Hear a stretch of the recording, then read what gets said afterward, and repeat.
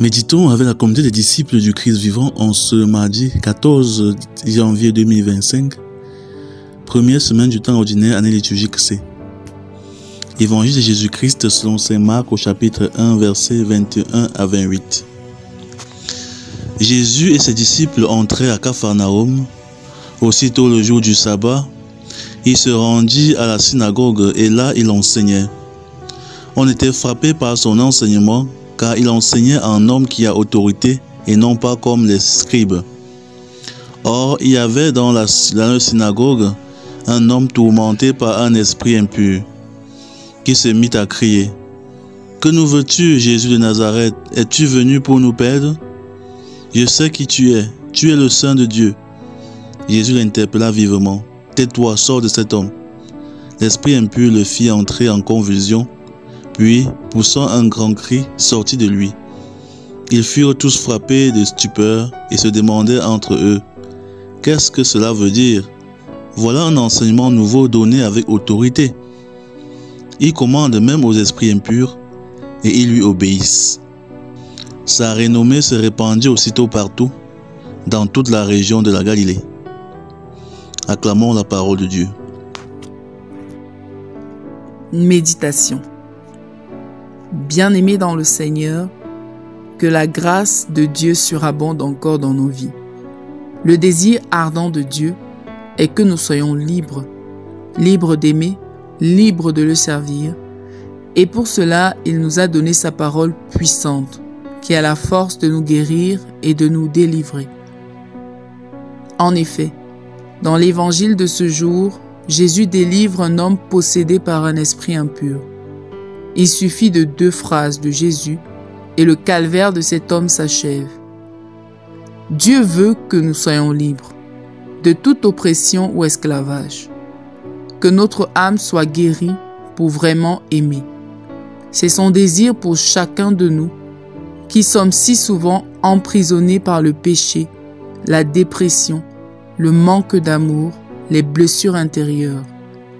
Le désir de Jésus est de nous débarrasser de tout cela. C'est en nous exposant à sa parole, en la laissant s'incarner en nous, en mettant notre foi en elle, que nous pouvons recevoir cette libération et cette guérison. Cet homme était au temple. Il était à un endroit où il pouvait rencontrer Jésus.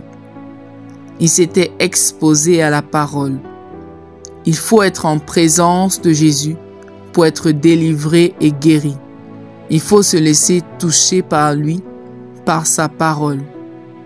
Cette parole de Dieu est puissante. Elle a le pouvoir de vaincre toutes les oppressions, de nous délivrer du péché.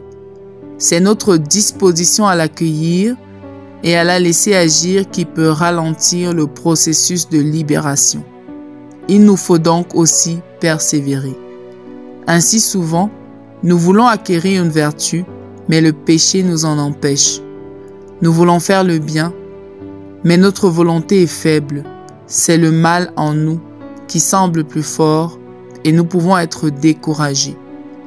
Mais le secret est de ne pas abandonner, même si nous ne voyons pas immédiatement de résultats. En accueillant progressivement la parole de Dieu en nous, nous trouvons la force de dire non à Satan. Nous sommes délivrés des oppressions démoniaques qui nous détournent du cœur de Dieu et de la pratique du bien. Nous devons donc persévérer dans l'oraison, la lecture de la Bible, la lectio divina, la mise en pratique de la parole de Dieu qui nous permettent toutes d'accueillir la parole de Jésus, de la laisser agir en nous et de nous guérir. Parfois, le processus peut être court, parfois long, mais le plus important est de persévérer jusqu'au bout. Ne soyons donc pas découragés. La gloire de Dieu, c'est l'homme debout, vivant et aimant. Dans quel domaine de nos vies avons-nous besoin de la puissance de la parole de Dieu? En quoi avons-nous besoin d'être guéris et libérés? Prions.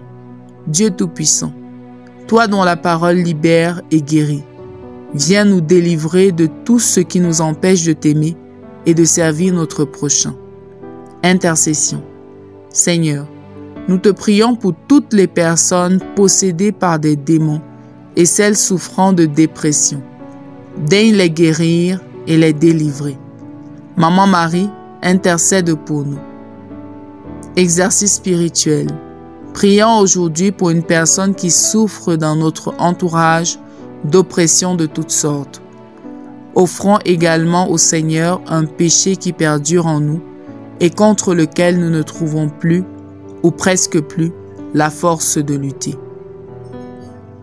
Loué soit Jésus-Christ, à jamais.